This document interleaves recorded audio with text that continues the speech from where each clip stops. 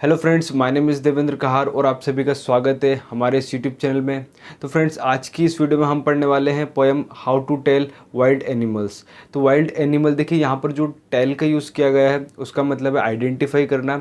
तो किस तरीके से हम वाइल्ड एनिमल को आइडेंटिफाई करेंगे, इस चीज़ को हम इस पोएम में पढ़ने वाले हैं। ये 10th क्लास की CBSE बुक फर्स्ट फ्लाइट से ली गई है। इसकी पोइट का नाम है कैरोलिन वेल्स। तो देखिए, इस पोएम के अंदर बताया गया है कि किस तरीके से वाइल्ड एनिमल को आइडेंटिफाई करना है। इस पोएम के अंदर सभी वाइल्ड एनिमल की आइडेंटिटी दी गई है और उनके जो फीचर्स होते हैं, उनके जो गुण हैं, उसके बारे में बताया गया है। तो चलिए फ्रेंड्स, अब हम इस पोएम को पढ़ना शुरू करते हैं। तो देखिए, आज हम पोएम पढ़ने वाले हैं how to tell wild animals, जो कि 10th क्लास की CBSE बुक फर्स्ट फ्लाइट से ली गई है। इस पोएम की जो पोइट है उनका नाम है कैरोलिन वेल्स। अब चलिए हम यहाँ पर पढ़ना शुरू करते हैं। देखिए, यहाँ पर जो लिखा गया है हाउ टू टेल, तो यहाँ पर टेल का जो मीनिंग है वो है आइडेंटिफाई करना, मतलब किस तरीके से हम वाइल्ड एनिमल को पहचानेंगे। तो यहाँ पर कुछ ब्रीफ इंट्रोडक्शन लिखा हुआ है, तो उसको हम पढ़ना शुरू करते हैं। This humorous poem suggest some dangerous way to identify और टेल, है ना। यहाँ पर जैसे मीनिंग दिया हुआ है आइडेंटिफाई और टेल, मतलब कि उसको पहचानना, वाइल्ड एनिमल्स। तो हम किस तरीके से वाइल्ड एनिमल को पहचानेंगे। तो देखिए, यहाँ पर कुछ ह्यूमरस मतलब हास्यप्रद वे जो होते हैं, जो तरीके होते हैं, मतलब वो दिए गए हैं। Read it aloud keeping to a strong and regular rhythm. तो चलिए अब हम इसे पढ़ना शुरू करते हैं। तो चलिए अब देखिए, यहाँ पर फर्स्ट स्टेंजा दिया हुआ है। तो चलिए हम पढ़ना शुरू करते हैं। If ever you should go by chance to jungles in the east. तो देखिए, यहाँ पर बोला गया है if ever you should go by chance. तो देखिए, बाय चांस अगर आप जाते हैं ना, कहाँ पर, जंगल में, इन द ईस्ट, ईस्ट की ओर, पूर्व की ओर, मतलब आप जंगल में जाते हैं। अब देखिए आगे, and if there should to you advance. तो देखिए, यहाँ पर जो एडवांस का मीनिंग है, यहाँ पर होता है आगे बढ़ना, है ना। A large and tawny beast. तो यहाँ पर बोला गया है कि अगर आपकी ओर एक लार्ज और टाउनी बीस्ट जो होता है, टाउनी बीस्ट का मतलब होता है कि एक ब्राउनिश कलर का एक जंगली जानवर, है ना, आपकी ओर बढ़ता है ना। जैसे कि मैंने आपको बताया था, एडवांस का मीनिंग होता है आगे बढ़ना। टू यू मतलब आपकी ओर बढ़ता है ना। If he roars at you as you are dying. तो देखिए, जैसे वो आप पर रोअर करता है मतलब दहाड़ता है, और इस दहाड़ से आपके जैसे प्राण निकलने जैसे हो रहे होते हैं, मतलब आपको लगता है कि आप सेफ नहीं है, you are going to die, है ना। You will know it is the Asian lion. तो आप जान जाएंगे कि ये एक एशियन लॉयन है। तो देखिए, एक तो आइडेंटिटी बताई गई कि वो एक एशियन लॉयन है, और यहाँ पर उसके फीचर्स, उसके गुण बताए गए हैं कि वो किस तरीके का मतलब दिखेगा। तो वो एक टाउनी है, मतलब एक ब्राउनिश कलर का बीस्ट है, जानवर है। तो चलिए, आई होप कि आपको समझ में आया होगा। तो चलिए अब नेक्स्ट स्टेंजा हम देखते हैं यहाँ पर। और if some time when roaming round. देखिए, यहाँ पर रोमिंग का मतलब भी होता है घूमना, है ना। तो आप घूम रहे हैं ऐसे इधर उधर। A novel wild beast greets you, है ना। नोवल मतलब होता है यहाँ पर इम्प्रेसिव, है ना, एकदम अट्रैक्टिव दिखने वाला, और वो आपके सामने आ जाता है। ग्रीट्स यू स्वागत करता है आपका, मतलब आपके सामने आ जाता है। With black strips on a yellow ground. देखिए, स्ट्रिप्स मतलब होती है धारियाँ, ऑन अ ग्राउंड मतलब ग्राउंड का मतलब होता है उसका बैकग्राउंड या उसका कलर हम बोल सकते हैं। तो उसका क्या है कि उसका कलर जो है वो येलो है, और उस पर क्या है, ब्लैक कलर की स्ट्रिप्स मतलब धारियाँ हैं। Just notice if he eats you, है ना, बस आप नोटिस कीजिए कि वो आपको खाता है। This simple rule may help you learn the Bengal tiger to discern. तो देखिए, ये एक सिंपल सा रूल है जो आपको क्या करेगा, हेल्प करेगा पहचानने में, है ना, टू डिसर्न, कि ये क्या है, द बंगाल टाइगर, है ना। तो ये एक बंगाल टाइगर है, इस तरीके से ये आपकी हेल्प करेगा। तो इस तरीके से इसमें बताया गया है। अब चलिए आगे हम पढ़ते हैं। अगला स्टेंजा जो है थर्ड हमारा। अब यहाँ पर लिखा हुआ इफ़ स्ट्रोलिंग फोर्थ। देखिए, स्ट्रोलिंग का मतलब भी यहाँ पर घूमने होता है, ऐसी फोर्थ मतलब आगे की ओर। अ बीस्ट यू व्यू, है ना, व्यू का मतलब होता है देखना, बीस्ट मतलब जानवर, एक जंगली जानवर। तो बोल रहा है कि यहाँ पर एक जंगली जानवर आप देखते हैं। Whose hide with spots is peppered. देखिए, वो बोलना चाह रहा है हाइट का मतलब होता है उसकी स्किन, हुज स्किन, है ना, विथ स्पॉट्स क्या है, स्पॉट्स से, जैसे कि आप इमेज में देख सकते हैं, मतलब ब्लैक ब्लैक कलर के डॉट होते हैं, है ना। तो पेपर्ड मतलब होता है उससे वो ढका हुआ होता है, ब्लैक ब्लैक जो डॉट्स होते हैं उससे, मतलब ब्लैक ब्लैक स्पॉट्स उस पर होते हैं, है ना। तो उस पर क्या है, ब्लैक ब्लैक स्पॉट्स है उसकी स्किन पर। As soon as he has leapt on you. और जैसे ही, एज सुन एज मतलब जैसे ही वो आप पर क्या करता है, लेप्ट, जैसे मतलब लेफ्ट का मतलब होता है कि छलांग मारना, है ना। यहाँ पर लेफ्ट की जो स्पेलिंग है वो इनकरेक्ट है, बट क्यों है वो हम आगे देखेंगे। अब देखिए वो बोल रहा है कि यहाँ पर आप क्या करते हैं कि वो छलांग मारता है। You will know it is the leopard, और आप जान जाएंगे कि ये क्या है, एक लेपर्ड है, एक तेंदुआ है। अब देखिए यहाँ पर लिखा हुआ है एक अफेस्टोफी करके 12, है ना, टी करके लिखा हुआ, तो इस टी का मतलब होता है इट, है ना। At the place of it इसको टी करके यूज़ किया गया है। तो ये क्यों किया गया है वो भी हम आगे देखेंगे, अभी हम पढ़ते हैं ना। It will do no good to roar with pain. तो देखिए यहाँ पर कोई बोलना चाह रहा है कि यहाँ पर कोई फ़ायदा नहीं है जब वो आप पर छलांग मारता है तो चिल्लाने का, चाहे आप कितनी दर्द में हो, तो इसका कोई फ़ायदा नहीं होता है चिल्लाने का। He will only lap and lap again, और वो क्या करेगा, लैप एंड लैप मतलब आप पर छलांग मारेगा, मतलब कूद कूद कर आपको वो मार देगा, आपकी जान निकाल देगा, इसका मतलब ये है। तो चलिए अब हम आगे पढ़ते हैं नेक्स्ट स्टेंजा जो है हमारा fourth. If when you are walking round your yard you meet a creature there. तो देखिए आप क्या कर रहे हैं कि राउंड कर रहे हैं, मतलब घूम रहे हैं वॉकिंग यार्ड में, है ना। आप घूम रहे हैं, यार्ड मतलब जहाँ पर चारों तरफ वॉल है, आप देख सकते हैं यहाँ पर, है ना। तो वहाँ पर आप क्या करते हैं कि एक क्रिएचर से मिलते हैं, है ना। Who hugs you very very hard, be sure it is a bear, है ना। अब देखिए जब वो आपको हग करता है बहुत हार्ड तरीके से, तो आप समझ जाइए कि वो क्या है, एक बियर है, मतलब एक भालू है। If you have any doubts I gas, है ना, जब अगर आपको कोई डाउट है, he will give you just one more crash. Crash का मतलब होता है लविंग टच, है ना, पर यहाँ पर उसके लिए तो एक लविंग टच हो गया, लेकिन ये आपके लिए बहुत ज़्यादा खतरनाक हो सकता है, इस लविंग टच से आपकी जान जा सकती है ना। तो वो आपको क्या करेगा कि हग करके ही आपको मार देगा, इस तरीके से वो बोला गया है। अब चलिए नेक्स्ट स्टेंजा हम देखते हैं। Though to distinguish beast of prey. देखिए बीस्ट ऑफ प्रे मतलब होता है कि जो जानवर है लकड़बग्गा जिसे बोला जाता है ना, हालांकि उसे पहचानने में a novice might nonplus. Novice का मतलब होता है कि नो सीखा, ये जो बिगिनर होता है ना। माइट नोन प्लस का मतलब होता है कन्फ्यूज होना। तो इस तरह के जो जानवर होते हैं उसको पहचानने में एक नो सीखे मतलब एक जो बिगिनर होता है वो क्या करेगा कि धोखा खा जाएगा। अब देखिए क्या बोल रहा है आगे। The crocodiles you always may tell from the hyenas thus. तो आप इस प्रकार से जो आगे दिया गया, आप इस प्रकार से आप क्रोकोडाइल और हाइनास को पहचान सकते हैं। Hyenas come with merry smiles but if they weep they are crocodiles. तो देखिए यहाँ पर बोला गया है कि हाइनास मतलब होता है लकड़बग्गा जिसे हम बोलते हैं। अगर वो हाइनास है तो वो क्या करता है कि स्माइल के साथ आता है। देखिए वो रियल में स्माइल तो नहीं कर रहा होता है, बट होता ये है कि जब वो अपने शिकार को देखता है, विक्टिम को जब देखता है, तो उसका चेहरा ऐसा होता है कि जैसे वो हंस रहा है। तो इसका मतलब है कि वो एक लकड़बग्गा, एक हाइनास है। But if they weep they are crocodiles, मगर वो रोते हैं तो वो क्या है, क्रोकोडाइल है। एक बोलते हैं ना मगरमच्छ के आंसू। देखिए रियल में क्रोकोडाइल रोता नहीं है, बट जब वो अपने शिकार को जब खा रहा होता है तो उसकी आंखों में आंसू आने लगते हैं उस शिकार को खाने की वजह से। तो उसको बोला जाता है कि जो मगरमच्छ होता है वो रोता है, इस तरीके से बोला गया है यहाँ पर। अब चलिए नेक्स्ट हम देखते हैं। The true chameleon is small. देखिए कैमेलियन का मतलब होता है गिरगिट। वो क्या होता है, जो ट्रू कैमेलियन मतलब एक असली जो कैमेलियन होता है वो होता है स्मॉल होता है। अ लिजार्ड शॉर्ट ऑफ थिंक। तो क्या होता है कि एक लिजार्ड की तरह होता है, एक छिपकली की तरह होता है। ही hasn't any years at all. तो उसके क्या होते हैं कि कोई ईयर्स मतलब उसके कान नहीं होते हैं। And not a single wings, और उसके विंग्स भी नहीं होते हैं। If there is nothing on the tree. देखिए इसका मतलब है if there is nothing on the tree का मतलब है कि जो कैमेलियन होता है वो अपना रंग बदलने में एक्सपर्ट होता है। वो जिस भी थिंग्स पर होता है उसके अकॉर्डिंग वो क्या करता है कि अपना रंग बदल लेता है, इसलिए इस वर्ड को यहाँ पर, इस लाइन को यहाँ पर बोला गया है। अब देखिए यहाँ पर लिखा हुआ है टीस। तो इसका जो टी दिया गया है ना, एफेस्टोफी में जो टी दिया गया है इसका मतलब होता है इट, है ना। तो चलिए यहाँ पर हम बोलेंगे it is the chameleon you see. जो आप देखते हैं वो क्या है, कैमेलियन मतलब वो गिरगिटान है। तो चलिए ये तो हमने स्टेंजा पढ़ा और इसका मतलब समझा। अब देखते हैं हम इसमें कौन कौन सी राइम स्कीम का यूज़ किया गया है। तो चलिए हम देखते हैं पहला फर्स्ट में। तो देखिए राइम स्कीम को निकालने के लिए हम क्या करते हैं कि जो लास्ट जो लाइन होती है, उसके लास्ट में हम क्या करते हैं, जो वर्ड होता है उसको ए सिम्बलाइज़ करते हैं। तो हमने यहाँ पर ए सिम्बलाइज़ किया। देखिए यहाँ पर लिखा हुआ है चांस, है ना। अब हम सिमिलर साउंड करता हुआ वर्ड देखेंगे। तो देखिए यहाँ पर लिखा हुआ एडवांस और चांस, तो यहाँ पर हम ए सिम्बलाइज़ करेंगे इसे भी।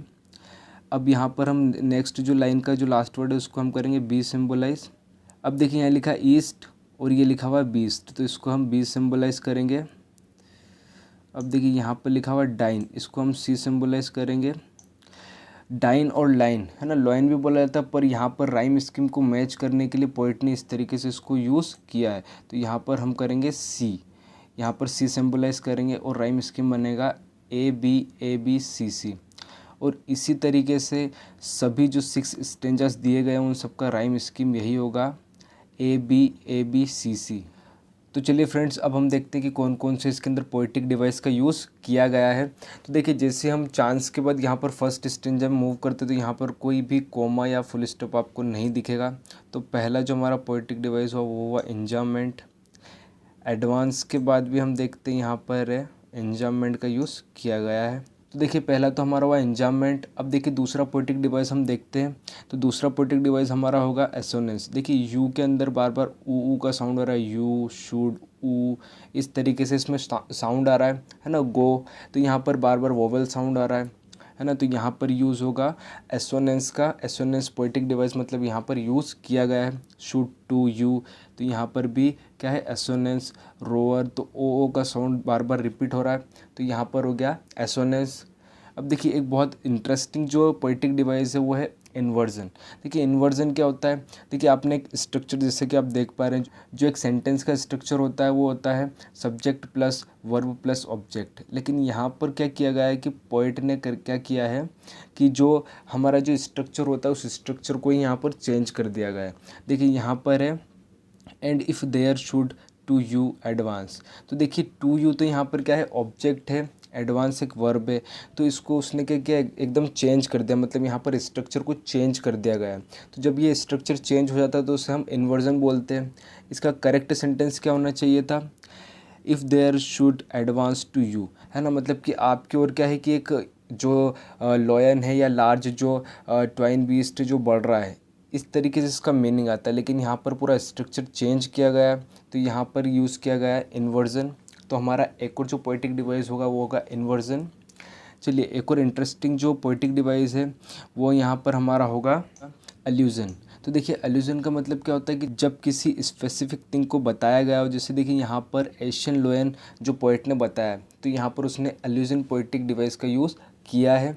तो चलिए यहाँ पर हमारे 4 पोएटिक डिवाइस है। पहला तो एंजाममेंट, दूसरा है एसोनेंस, तीसरा हमारा यहाँ पर बनेगा इन्वर्जन, और जो चौथा हमारा वो होगा एल्यूजन। तो चलिए अब हम नेक्स्ट स्टेंजा की ओर मूव करते हैं। तो चलिए हम नेक्स्ट स्टेंजा में देखते हैं कौन कौन से पोएटिक डिवाइस का यूज़ किया गया है।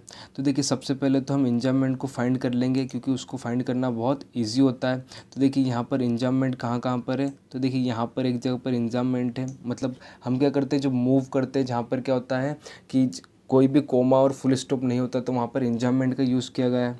नेक्स्ट हमारा जो पोएटिक डिवाइस है वो है एलिट्रेशन। देखिए यहाँ पर रोमिंग राउंड, र का साउंड आ रहा है, तो यहाँ पर एलिट्रेशन का यूज़ किया गया है ना, जो स्टार्टिंग में र का साउंड आ रहा है, इसलिए यहाँ पर हम बोलेंगे एलिट्रेशन यूज़ किया गया है। देखिए एक और यहाँ पर है एसोनेंस। देखिए ओ का साउंड यहाँ पर रिपीट हो रहा है, ऑन, येलो और ग्राउंड, है ना, ओ का साउंड यहाँ पर बार बार रिपीट हो रहा है, तो एसोनेंस एक और जो पोएटिक डिवाइस है उसका यूज़ किया गया है।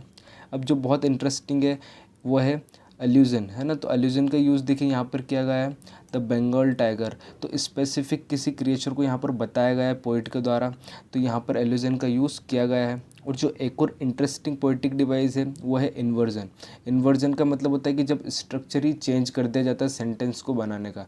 तो देखिए यहाँ पर लिखा हुआ है this simple rule may help you learn the Bengal tiger to discern. तो देखिए टू डिसर्न जो है वो यहाँ पर वर्ब है, मतलब कि आइडेंटिफाई करना, पहचानना। तो यहाँ पर आना चाहिए था this simple rule may help you to discern, है ना, टू डिसर्न पहले आना था, द बंगाल टाइगर बाद में आना था। तो यहाँ पर जो टू डिसर्न है उसको बाद में लिया गया है और द बंगाल टाइगर पहले लिया गया है। तो यहाँ पर जो हमारा एक और पोएटिक डिवाइस होगा वो होगा इन्वर्जन। तो चलिए अब हम जो नेक्स्ट स्टेंजा है उसकी ओर मूव करते हैं। तो देखिए यहाँ पर कौन कौन सा पोएटिक डिवाइस का यूज़ किया गया है। तो देखिए सबसे पहले हम देखते हैं एंजाममेंट। चलिए यहाँ पर एंजाममेंट का यूज़ नहीं किया गया है।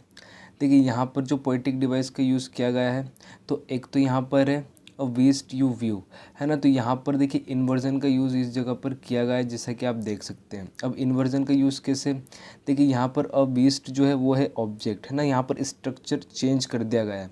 तो जो असली स्ट्रक्चर, जो असली सेंटेंस बनना चाहिए था, एक्चुअल सेंटेंस, वो होना चाहिए था यू व्यू अ वीस्ट, पर यहाँ पर क्या कर दिया गया, अ वीस्ट को पहले ले लिया गया है। तो पहला जो हमारा पोएटिक डिवाइस है वो हमारा बनेगा इन्वर्जन। अब देखिए दूसरा जो हमारा पोएटिक डिवाइस है, यहाँ पर भी देखिए इन्वर्जन का यूज़ किया गया है। देखिए यहाँ पर लिखा हुआ है whose hide with spots in peppered. तो देखिए पेपर्ड का मतलब होता है कि वो मतलब उस पर एक धब्बे धब्बे होना। तो यहाँ पर जो एक्चुअल सेंटेंस बनना चाहिए था होता है whose hide is peppered with spots, पर यहाँ पर स्ट्रक्चर को चेंज किया गया है, तो यहाँ पर भी इन्वर्जन का यूज़ किया गया है।